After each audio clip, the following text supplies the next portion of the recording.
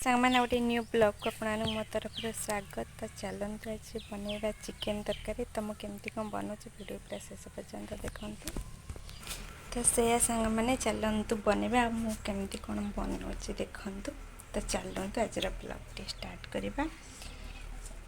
Video को पूरा शेष पर्यंत देखु। वीडियो भल लगे लाइक करदे, शेयर करदे, सब्सक्राइब करने जमार भी भूलें। तो सांग मैंने ये देखिपे प्रथम किसी आलू को तेल रे भाजी नौ। तो आलू को तेल रे भाजिक आम बाहर कर सारिकी तो से आम मसला कषा। तो ये देखिपे लो फ्लेम रे आलू को भल भाव तेल रे भाजबे। तो भाजी सारापर से किसी कटा पियाज को लेकिन किसी समय मुझे भाजी दूची। तो हो सारापर आम तापर मसला कषा। तो ये देखिपे पियाज को किसी समय पूरा बढ़िया से आम भाजीदबा। तो ये मोर देखिपे ये मोर पूरा बढ़िया से पियाज हो आसला। एबे आम अदा रसुण पेस्ट देकी ताकू भी किसी समय देकी कषि नबा। तो ये आम बढ़िया से कषि नबा जेपर्यंत मसलाटा भल से हैनी। तो ये देखिपे किसी समय कषिला हलदी गुंड, लंका गुंड, चिकेन मसला, गरम मसला देकी किसी समय आम भल भाव कषि नबा।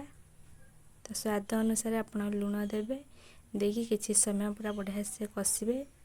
तो कषिला परे जो आलू को तेल रे भाजिक रखी ताकू भी पकई किसी समय मु कषि नेली। तो देखिए तो ये मसला के बढ़िया से मोर हो गला। तो देखो ये मसला के बढ़िया से मोर हो गला।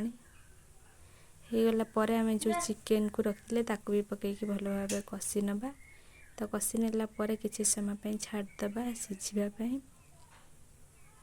तो से हूँ कथा सांग मैंने देखिपे।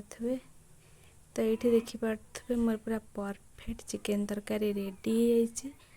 तो देखो केते सुंदर भाव में मोर चिकेन तरकारी पूरा परफेक्ट रेडी होमती। सुंदर सुंदर वीडियो देखापी मो चैनल को लाइक करंतु, शेयर करंतु, सब्सक्राइब करंतु और बहुत सारा सपोर्ट करंतु।